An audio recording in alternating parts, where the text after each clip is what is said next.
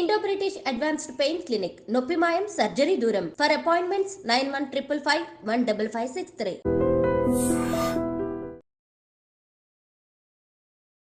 Hi guys, welcome to I dream. నేను మీ చాణక్య. పుష్ప గురించి రికార్డులు ఎక్కడ పడితే అక్కడ, ఎక్కడికి వెళ్ళినా బ్రేక్స్ పడుతూనే ఉన్నాయి. మొన్న పాట్నాలో ఎలాంటి బ్రేక్ చూసామో కదా. మరి ఎంతోమంది ప్రేక్షకులు వచ్చారు. అలాగే చెన్నైకి వెళ్ళిన తర్వాత కూడా ప్రేక్షకులు తండోపతండాలుగా వచ్చారు. కానీ చెన్నైలో జరిగిన ఈవెంట్లో మాత్రం ఒక కాంట్రవర్సీ లేవనెత్తింది. అది ఎవరో కాదు, మరి మ్యూజిక్ సెన్సేషన్, మ్యూజిక్ డైరెక్టర్ అయిన డిఎస్పి. అసలు ఎందుకు అంత కోపం వచ్చింది, ఆ కాంట్రవర్సీ ఇంత పెద్దగా అవడానికి గల రీజన్ ఏంటి, అసలు డిఎస్పికి కోపం ఎందుకు వచ్చింది అనే దాని గురించి కూడా ఇప్పుడు మనతో మాట్లాడదాం. మనతో మాట్లాడడానికి ఇప్పుడైతే ఫిలిం క్రిటిక్ మరియు సీనియర్ జర్నలిస్ట్ భరద్వాజ్ గారు ఉన్నారు. ఆయనతో మాట్లాడదాం. సార్ నమస్తే. సార్ నమస్తే సార్. పుష్ప గురించి అందరూ అని హైప్ ఎక్కించుకుంటూ అరే మూవీ ఎప్పుడు వస్తుందని చెప్పేసి అనుకుంటూ ఆ టైప్లో ఉన్నారు. కానీ మొన్న చెన్నైలో జరిగిన ఈవెంట్లో అందుకు మ్యూజిక్ డైరెక్టర్గా వర్క్ చేసిన డిఎస్పి మాత్రం కొంచెం అంటే కోపంగా రొసరొసలవుతూ మరి యలమంచిలి రవి గారి మీద కోప్పడ్డారు. ఏంటి దానికి కారణం ఏంటి? ఇండస్ట్రీ మొత్తం అదే ఇప్పుడు టాక్ నడుస్తోంది. అంటే ఈ నేపథ్యంలో గతంలో దేవిశ్రీతో చేయించుకుని విడాకులు ఇచ్చినటువంటి డైరెక్టర్ల చిట్టా బయటకు తీసి మాట్లాడుకుంటున్నారు. అంటే త్రివిక్రమ్ శ్రీనివాస్ మొదట్లో దేవిశ్రీతో కొనసాగాడు. తర్వాత ఆయన వేరే మ్యూజిక్ డైరెక్టర్ షిఫ్ట్ అయిపోయాడు. అలాగే బోయపాటి తను దేవిశ్రీతో కొనసాగి వేరే మ్యూజిక్ డైరెక్టర్కి షిఫ్ట్ అయిపోయాడు. ఇలా వరుసగా ఎంతమంది షిఫ్ట్ అయ్యారు దేవిశ్రీ నుంచి అనేది ఒక లిస్ట్ ప్రిపేర్ చేసి ప్రపంచంలో మాట్లాడుకుంటున్నారు. ఇది ఎందుకు జరిగింది అంటే ఈ సినిమాకి సంబంధించి పర్టికులర్గా ఇప్పుడు సుకుమార్ కూడా అదే బాటలో వెళ్ళబోతున్నాడు అనేది చర్చ. అదే జరగబోతుందేమో అనిపిస్తుంది సార్. అనిపిస్తోంది. కానీ ఆయన నెక్స్ట్ చేయబోతున్న సినిమా రామ్ చరణ్తో. ఆ సినిమాకి సంబంధించి ఆల్రెడీ ఒక ప్రకటన చేశారు. అందులో మ్యూజిక్ డైరెక్టర్గా దేవిశ్రీ పేరే మాట్లాడాడు ఆయన. కాబట్టి ప్రస్తుతానికైతే ఆ డిస్టర్బెన్స్ కనిపించటం లేదు. ఉంటే ఉండొచ్చు కూడా. అంటే ఆయన పుష్ప వేదిక చెన్నైలో మాట్లాడిన సందర్భంలో నాకు కొంచెం టైం ఇచ్చుంటే నేనే చేసేవాడిని అన్నాడు. కానీ వీళ్ళ ప్రెజర్లో వీళ్ళు ఉన్నారు ప్రొడ్యూసర్లు. ఇప్పటికీ ఆ సినిమా చిత్రిక నడుస్తోంది. ఇప్పటికీ దాన్ని చెక్కుతున్నారు. ఇంకా పూర్తిగా పనులు కాకపోవడం వల్లనే సుకుమార్ ప్రీ రిలీజ్ ఈవెంట్లో ఎక్కడ కనిపించడం లేదు. అంటే ప్రింట్ రెడీ చేయటం మాత్రమే కాదు, దాన్ని ఎన్ని భాషల్లో రిలీజ్ చేస్తున్నారు అన్ని భాషల్లోనూ అన్ని పనులు కంప్లీట్ అవ్వాలి. కంప్లీట్ అయ్యి 5వ తారీఖు తెర మీద బొమ్మ పడాలి. ఈ పనిలో ఉన్నారు ఆయన. అయితే ఇది ఇలా 3 ఏళ్ళు నడిచింది సినిమా. 3 years నడకలో హీరో గారు పూర్తిగా ఆ ప్రాజెక్టుకే అంకితమై ఉన్నట్టు, డైరెక్టర్ గారు ఆ ప్రాజెక్టుకే అంకితమై ఉన్నట్టు. కానీ కొంతమంది బయట కమిట్మెంట్స్ ఉంటాయి. అలా దేవిశ్రీ కూడా ఒక కమిట్మెంట్ ఉంది, కంగువ. అది కూడా చిన్న ప్రాజెక్ట్ ఏం కాదు. అది కూడా సూర్య తన్ని తాను పాన్ ఇండియా మార్కెట్లోకి ప్రవేశపెట్టుకోవడం కోసం చేసిన వెంచరే. దానికి ఎక్కువ టైమే కేటాయించాల్సిన అవసరం ఉండొచ్చు, తనకి వచ్చి ఉండొచ్చు. ఆ పని ఈ పని ఇవి రెండు ప్యారలల్గానే నడిచినాయి. పుష్ప 2 అలాగే కంగువ. దీంతో పాటు తను కొన్ని స్టేజ్ షోస్ కమిట్ అయి ఉన్నాడు. ఈ హడావిడిలో అంటే ఇతనికి ఉన్నటువంటి ఇతరేతర పనులలో ఈ పని అవుతుందా అవదా, రిలీజ్ డేట్ దగ్గరకు వచ్చేస్తుంది అనేటువంటి ఆందోళనతో వాళ్ళు 3 మ్యూజిక్ డైరెక్టర్లను ప్రవేశపెట్టారు. ఒక మ్యూజిక్ డైరెక్టర్ అయితే బహిరంగ వేదిక మీద నేను పనిచేసిన మాట వాస్తవమే అని కమిట్ అయ్యాడు ఆయన. డాకు మహారాజ్ మ్యూజిక్ డైరెక్టర్ అయిన తమన్ను ఆ డాస్ మీద చెప్పాడు, నేను పని చేశాను, చాలా పని ఉంది అక్కడ, ఒక భాగం అయితే నాకు ఇచ్చిన పార్ట్ నేను కంప్లీట్ చేసి వచ్చేసానని చెప్పాడు ఆయన. ఆ మిగిలిన భాగాన్ని ఇంకొక 2 మ్యూజిక్ డైరెక్టర్లు కంప్లీట్ చేశారనేది ప్రపంచానికి తెలిసిన విషయం. ఇది పరిస్థితి. సో కొన్ని పెద్ద ప్రాజెక్టులకి ఎక్కువ మంది పనిచేయాల్సి ఉంటుంది. అయితే పాటలన్నీ ఇతనే చేశాడు, బ్యాక్గ్రౌండ్ స్కోర్కి సంబంధించి మాత్రమే. అలాగే బీజిఎం గురించి మాట్లాడుతున్నారు, కానీ ఏ సినిమాలోనైనా బీజిఎం ఒకటే ఉంటుంది. బ్యాక్గ్రౌండ్ స్కోర్ వేరు, బీజిఎం వేరు, రెండింటిని కలిపి మాట్లాడుతున్నారు. సో ఈయన చేసిందే ఉంటుంది, దేవిశ్రీ డిజైన్ చేసిందే. అయితే ఇక్కడ వినిపిస్తున్నది ఏంటంటే కంగువాకు సంబంధించి ఆయన చేసినటువంటి బీజిఎం ఎఫెక్టివ్గా లేదు అని. అందుకని తమన్తో అది కూడా చేయించుంటారు, అందుకని కొంచెం ఎక్కువ హర్ట్ అయ్యాడు ఇతను దేవిశ్రీ అనేది వినిపిస్తున్న మాట.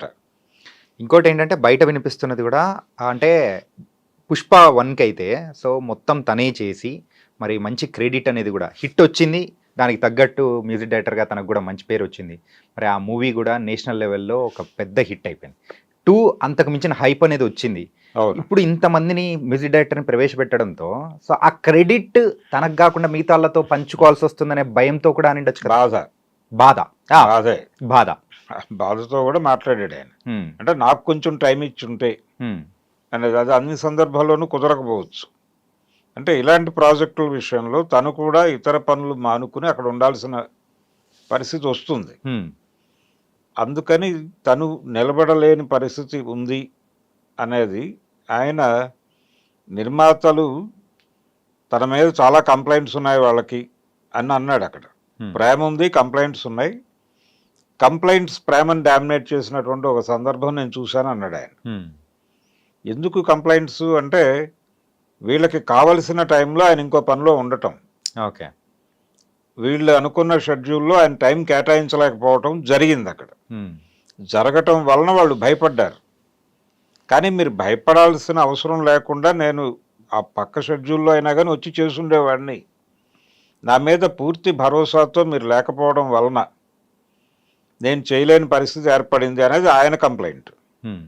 వీళ్ళ కంప్లైంట్ ఏంటంటే ఈయన కోసమే కూర్చుంటే రిలీజ్ డేట్ అనౌన్స్ చేసున్నారు వాళ్ళు. ఇప్పటికే ఆగస్టు 15 రిలీజ్ అవ్వాల్సిన సినిమా డిసెంబర్కి వచ్చింది. డిసెంబర్ 6 అనుకున్నారు, 5కి ప్రీపోన్ చేశారు. ఈ ప్రీపోన్ చేయటం కూడా వ్యూహాత్మకమే. అంటే సినిమా రిలీజ్ ఉంటుందా లేదా అన్న టైప్లో బయట రకరకాల రూమర్స్ ప్రచారం అయినాయి. ఒక్కసారి అంత పెద్ద మూవీ పోస్ట్పోన్ అయిపోవడంతో ఇంకోసారి కూడా మూవీ షూటింగ్ కంప్లీట్ కాలేదు, ఇంకా సాంగ్స్ ఏం రిలీజ్ అవ్వట్లేదు, ఏంటంటే పబ్లిసిటీ కూడా ఏం ఎక్కువ చేయట్లేదు అని చెప్పి ఒక నెల క్రితం వరకు ఉన్నప్పుడు అరే ఈసారి కూడా లేదురా బాయ్, అది పోతుంది, సంక్రాంతికి పోతుందా తర్వాత పోతుందా అనుకుంటున్నారు. నెక్స్ట్ ఇయర్ రిలీజ్ ఇప్పుడు లేదు అనే వాతావరణంలో చర్చలు జరిగినాయి. కాబట్టి వాళ్ళు దీని మీద సీరియస్గా ఉన్నారు, సినిమా రిలీజ్ చేసేయాలి అని. అందుకని సుకుమార్ ఆ పనిలో ఉన్నాడు. ఆ పనిలో ఉండగా ఈ బ్యాక్గ్రౌండ్ స్కోర్కు సంబంధించిన డిస్టర్బెన్స్ ఎప్పుడైతే ఈయన ఆ వేదిక మీద అలా మాట్లాడాడు, ఏదో జరిగింది వీళ్ళ మధ్య, చిన్న ఘర్షణ ఉంది, ఒక చిన్న కమ్యూనికేషన్ గ్యాప్ ఉంది అనేది అందరికీ తెలిసిన విషయమే. దాన్ని ఎప్పుడైతే ఈయన బహిరంగంగా డాష్ మీద పంచుకున్నాడో జనాలతో, ఇలా పంచుకోవాల్సిన అవసరం ఉందా ఇది అనేది బయట వినిపిస్తున్నటువంటి మాట. ఇది కొత్త ఏం కాదు ఆయనకి. గతంలో కూడా ఒకసారి బోయపాటి నేను చాలా అంటే తను లాక్కొచ్చి పని చేయించుకున్న టోన్లో మాట్లాడాడు ఆయన బోయపాటి. అట్లా ఏం లేదు, నేను ఏ సినిమా చేసినా అలాగే చేస్తాను, నేనే కూర్చున్నాను, నేనే వచ్చాను, నేను వస్తాను, రాను అనేది కరెక్ట్ మాట కాదు అని చెప్పి స్టేజ్ మీదే ఆయన చెప్పిన స్టేట్మెంట్ని కాంట్రడక్ట్ చేస్తూ ఈయన మాట్లాడాడు. ఇద్దరు ఉన్నారు డాన్స్ మీద, ఓకే, లెజెండ్ సినిమాకి. ఆ తర్వాత ఆయన దేవిశ్రీ నుంచి పక్కకి జరిగాడు. ఇలా ప్రతి సందర్భంలోనూ అత్తారింటికి దారేది తర్వాత త్రివిక్రమ్ దారి మార్చాడు. ఇలా ప్రతి డైరెక్టరు, ఈయనతో ట్రావెల్ అయిన ప్రతి డైరెక్టరు దారి మారుస్తున్నాడు. మార్చడానికి ముందు ఒక డిస్టర్బెన్స్ జరుగుతోంది, ఇప్పుడు ఈ సినిమాకి డిస్టర్బెన్స్ జరిగింది, ఇప్పుడు సుకుమార్ కూడా వెళ్ళిపోతే దేవిశ్రీ పరిస్థితి ఏంటి అనేది. రెండోది, కంగువా సినిమా ప్రాపర్ రిజల్ట్ రాలా, అది ఈయనకి ఏ రకంగానూ హెల్ప్ అవ్వలేదు, ఇక్కడ ఇబ్బంది పెట్టింది తప్ప. అందుకని దేవిశ్రీ భవిష్యత్ ఏమిటి అనే దాని మీద చర్చ జరుగుతోంది ఇప్పుడు. అంటే తను ఈ టైంలో, ఈ కష్టకాలంలో అలా బహిరంగ వేదిక మీద అలా గొడవ పడటం కరెక్ట్ కాదు అని. ఇప్పుడు రేపు దానికి ఇంకా ఈవెంట్స్ ఉన్నాయి, చెన్నై ఈవెంట్తోనే అయిపోలేదు, ఈ తర్వాత ఈవెంట్స్లో ఈయన కనిపిస్తాడా లేదా అనేది వినిపిస్తుంది. రేపు అంటే ప్రొడ్యూసర్లు ప్రాజెక్టు దాని ఇంటిగ్రిటీ ఇబ్బంది పడుతుంది కాబట్టి ఆయనతో ఘర్షణ పడే పద్ధతిలో ఆయన మాట్లాడింది కొంచెం కాంట్రవర్సీ అయింది. కానీ దాన్ని కూడా సినిమాకు ఉపయోగపడే పబ్లిసిటీగానే వాళ్ళు భావించవచ్చు. ఓకే, భావించి ఫర్దర్గా ఈ గొడవని పెంచడం ఈ ప్రాజెక్ట్ వరకు. తర్వాత ఏంటనేది వేరే గొడవ. అంటే మైత్రి మూవీ మేకర్స్తో వచ్చేటువంటి తర్వాత సినిమాల్లో దేవిశ్రీ ఉంటాడా లేదా అనేది పక్కన పెట్టేస్తే ఈ ప్రాజెక్ట్ ఇంటిగ్రిటీని ఇబ్బంది పెట్టే ప్రయత్నం వాళ్ళైతే చేయరు. నెక్స్ట్ ఈవెంట్స్లో ఆయనతో మాట్లాడించే ప్రయత్నమే చేస్తారు.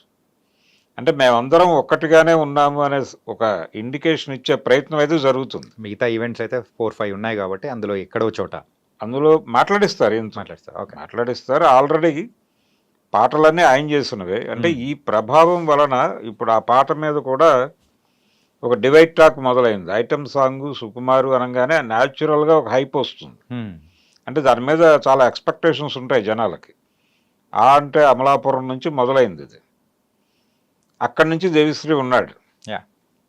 సో వీళ్ళ కాంబినేషన్లో వస్తున్నటువంటి ఐటమ్ సాంగ్ అనగానే ఒక హై లెవెల్ ఎక్స్పెక్టేషన్. దాన్ని ఈ పాట రీచ్ చేయలేకపోయింది అనేది ఒక మిక్స్డ్ టాక్ అనేది వచ్చింది. కానీ ఇది పూర్తి వాతావరణంలో పాట చూడలేదు ఎవరు. జస్ట్ పాట రిలీజ్ అయింది అంతవరకే. కానీ 2-3 సార్లు వింటే ఇది బాగానే ఉంది. ఈ పాట మరీ అంత పక్కన పెట్టేదగ్గ పద్ధతిలో అయితే లేదు. అందుకని సుకుమార్తో ఇతని ప్రయాణం ఇంకొక సినిమా వరకు కొనసాగే అవకాశం ఉందని నేను అనుకుంటున్నాను. అంటే ఆయన ఆల్రెడీ కమిట్మెంట్ ఇచ్చున్నాడు. రామ్ చరణ్ సినిమాకి అనౌన్స్ చేసున్నాడు. ఈ టైంలో ఈ డిస్టర్బెన్స్ తన సినిమా మీద లేకపోతే తన ప్రాజెక్టు మీద ఉండకపోవచ్చు. గతంలో లాగా ఏ ఈవెంట్లో గొడవ పడితే ఆ తర్వాత ఆ డైరెక్టర్తో ఆయన ట్రావెల్ లేకపోవటం అనే దాని ప్రకారం ఒక లెక్క వేసేస్తున్నారు. సుకుమార్తో కూడా ఫుల్ స్టాప్ అయిపోయింది అని. ఈ ఫుల్ స్టాప్ పడకపోవచ్చు అనేది నా అంచనా. అంటే వాళ్ళ మధ్య ఆ స్నేహం కొనసాగుతుంది అని. అల్లు అర్జున్ కూడా నిజానికి తను వాంటెడ్గా తమన్ని తీసుకొచ్చాడని, తమన్ని తీసుకురావడం వెనకాల అల్లు అర్జున్ని ప్రేరేపించిన వాడు త్రివిక్రమ్ శ్రీనివాస్ అనే కథ కూడా నడిచింది. దానిలో కూడా వాస్తవం లేదు అని చెన్నై ఈవెంట్లోనే చెప్పుకున్నారు వీళ్ళు. ఇలా ఒక్కొక్క పుకారుని పక్క గెంటి ఇంటిగ్రిటీ కాపాడుకునే ప్రయత్నం చేస్తున్నారు. ఈ ప్రయత్నం ఇలా కొనసాగుతుంది. నెక్స్ట్ వెంచర్లో సుకుమార్ పరిస్థితి ఏంటనేది అప్పుడు డిసైడ్ అవుతుంది. దేవిశ్రీకి ఎవరితో గొడవ జరిగినా కానీ అదృష్టం మాత్రం తమనికే దక్కుతుంది సార్. అంటే మధ్యలో రెహమాన్ వచ్చాడు కదా. ఇప్పుడు ఇంతకుముందు బుచ్చిబాబు సినిమాకి కూడా తను పనిచేశాడు కదా. ఆ తర్వాత ఇప్పుడు రెహమాన్ వచ్చాడు రామ్ చరణ్తో చేస్తున్న ప్రాజెక్టుకి. ఇలా రకరకాల ఉదాహరణలతో రకరకాల కథనాలు సర్క్యులేషన్లోకి వచ్చేసినాయి. ఇప్పుడు దేవిశ్రీ ఒక కాంట్రవర్షియల్ క్యారెక్టర్ కింద మారింది. ఈ కాంట్రవర్షియల్ క్యారెక్టరు ఆయన కెరియర్ ఎలా నడుస్తుంది అనేది. రెండోది పాన్ ఇండియా ప్రాజెక్టులే ఉన్నాయి ఇప్పుడు. ఈ పాన్ ఇండియా ప్రాజెక్టులు నిజానికి తమను కూడా ఎక్కడా దేవిశ్రీ పేరు మాట్లాడటమో లేకపోతే ఇబ్బందికరమైనటువంటి ప్రకటన చేయటమో చేయలేదు. చాలా గౌరవప్రదంగానే మాట్లాడాడు. తను కూడా చెప్పింది ఇదే, పాన్ ఇండియా ప్రాజెక్టు చాలా భారీ సినిమా ఇది.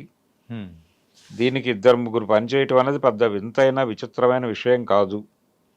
అంతకు మించి దీన్ని కాంట్రవర్షియల్గా చూడకండి అని చెప్పాడు తను. ఏది డాకు మహారాజ్ ఈవెంట్లోనే. గతంలో కూడా ఇలా ఒక సినిమాకి 2-3 మ్యూజిక్ డైరెక్టర్లు పనిచేసిన చరిత్ర ఉంది మనకి. అంటే పాటలు ఒకళ్ళు చేస్తే బ్యాక్గ్రౌండ్ స్కోర్ ఒకళ్ళు చేసిన సందర్భాలు, కొన్ని సందర్భాల్లో పాటలు చేసినవి కూడా ఉన్నాయి. ఇందిరా సినిమాలో ఆర్పి పట్నాయక్ ఒక పాట చేశాడు. ఓకే. అంటే ఆ టైంలో మణిశర్మ అందుబాటులో లేడు. ఒక పాట పెట్టాలి అని డైరెక్టర్ గారు అనుకున్నాడు అక్కడ. అనుకున్నప్పుడు మ్యూజిక్ డైరెక్టర్ లేడు అనగానే ఆ టైంలో కొంచెం ఎక్కువ హడావిడి చేస్తున్నాడు ఆయన ఆర్పి. అందుకని వెంటనే ఆర్పితో ఒక పాట చేయించుకున్నారు. కులశేఖరే రాశాడు ఆ పాట. ఓకే. అది అలాంటి సందర్భాలు చాలా కనిపిస్తాయి సినిమా ఇండస్ట్రీలో. అలాగే చాలా పెద్ద ప్రాజెక్ట్, ఇప్పుడు అల్లూరి సీతారామరాజు లాంటి ప్రాజెక్టుకి సత్యం గారు పనిచేశాడు. ఆదినారాయణరావు గారి ప్రాజెక్ట్ అది. ఇలాగే భక్త కన్నప్ప సినిమాకి కూడా ఆదినారాయణరావు గారికి హెల్ప్ చేశాడు ఈయన వెళ్ళి. హెల్ప్ చేయటం కేవలం ఆర్ఆర్ వరకే కాదు, ఒక 2-3 పాటలు కూడా ఈయన చేసి పెట్టాడు ఆయనకి. ఓకే. ఇలాంటి అలాగే ఇళయరాజా గారి సినిమాల్లో కూడా కనిపిస్తారు వేరే, అంటే ఎల్ వైద్యనాథన్ పేరు వైద్యనాథన్. ఇలా చాలామంది మ్యూజిక్ డైరెక్టర్లు పెద్ద ప్రాజెక్ట్ అనుకున్నప్పుడు వేరే మ్యూజిక్ డైరెక్టర్తో కలవటం నడుస్తుంది. కానీ ఇక్కడ గొడవ ఏంటంటే తను కాదు చూస్ చేసుకుంది, ప్రొడ్యూసర్లు చూస్ చేసుకున్నారు. అది గొడవ. ఓకే. మాయాబజార్ సినిమా అప్పుడు రాజేశ్వరరావు గారు ఆ సినిమాకి మ్యూజిక్ డైరెక్టరు, ఆయనతో చిన్న విభేదం డైరెక్టర్కి వచ్చింది. వెంటనే ఆయన షట్ డౌన్ చేసి వెళ్ళిపోయాడు ప్రాజెక్ట్ నుంచి. వెళ్ళిపోయిన తర్వాత ఘంటసాలను తీసుకున్నారు. అంటే రాజేశ్వరరావు గారు దాదాపు 7-8 సినిమాలు అలా వదిలేశాడు. చిన్న మాట పట్టింపు, ఏదైనా చిన్న మాట పట్టింపు వస్తే ఆయన ప్రాజెక్ట్ వదిలేసేవాడు. నమ్మిన బంటు కూడా ఆయన చేయాల్సిన సినిమా ఆయన సగం చేశాడు, చేసి వదిలేసి వెళ్ళిపోయాడు. దానవేరు సూరకర్ణ కూడా ఆయనే, అంటే ఆ మొదటి పాట ఏ తల్లి నిన్ను కన్నదో అనేది రాజేశ్వరరావు గారు చేశాడు. ఆ తర్వాత వదిలేసి వెళ్ళిపోయాడు. సీతారామ కళ్యాణం కూడా ఆయన అలా వదిలేసి వెళ్ళిపోయాడు. అంటే ప్రొడ్యూసర్గా ఉన్నటువంటి త్రివిక్రమరావు గారు ఏదో అడ్వైజ్ చేసే ప్రయత్నం చేశాడట. చేస్తే ఆ మర్నాడు ఆయన మ్యూజిక్ సిట్టింగ్కి రాకపోతే ఎన్టీఆర్ ఫోన్ చేశాడు ఆయన ల్యాండ్ లైన్కి.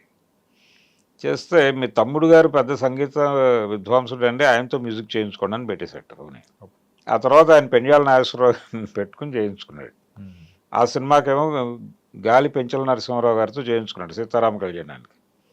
దానవేరు సూరకర్ణకి పెండ్యాల గారితో కంప్లీట్ చేయించుకున్నాడు. ఇలా కొన్ని సందర్భాల్లో మ్యూజిక్ డైరెక్టర్తో వచ్చినటువంటి ఇబ్బంది వలన వేరే సంగీత దర్శకుడిని పెట్టుకుని ప్రాజెక్టులు ముందుకు తీసుకెళ్ళిన చరిత్ర ఉంది మనకి. అయితే ఇక్కడ అలాంటి పరిస్థితే కనిపించింది దాదాపుగా. ఓకే. అంటే దేవిశ్రీ ప్రసాద్ మరో ఎస్ రాజేశ్వరరావు కాబోతున్నాడా ఇండస్ట్రీలో అనేది చూడాలి. ఓకే. ఇందాక కిసిక్ సాంగ్ గురించి మాట్లాడారు కదా, ఏంటంటే ఒక డివైడ్ టాక్ వచ్చిందని. ఈ కాంట్రవర్సీ వల్ల దానికి రావాల్సినంత హైప్ రాకుండా ఆగిపోయిందని అనుకోవచ్చా? అంటే దీని ప్రభావం కూడా ఉంది దాని మీద. అంటే జనాలు ఇంకొంచెం ఓవర్ క్రిటికల్గా వెళ్ళారు. ఆ ఓవర్ క్రిటికల్గా వెళ్ళటం వలన అది ఏదో ఉంది పాట అనే అభిప్రాయంగా బయటకు వచ్చింది. ఇది లేకపోతే అది మామూలుగానే వెళ్ళిపోయి ఉండేది. అంటే ఇప్పుడు 2-3 సార్లు వింటే బాగానే ఉంది అనే అభిప్రాయంతో కొంతమంది ఉన్నారు.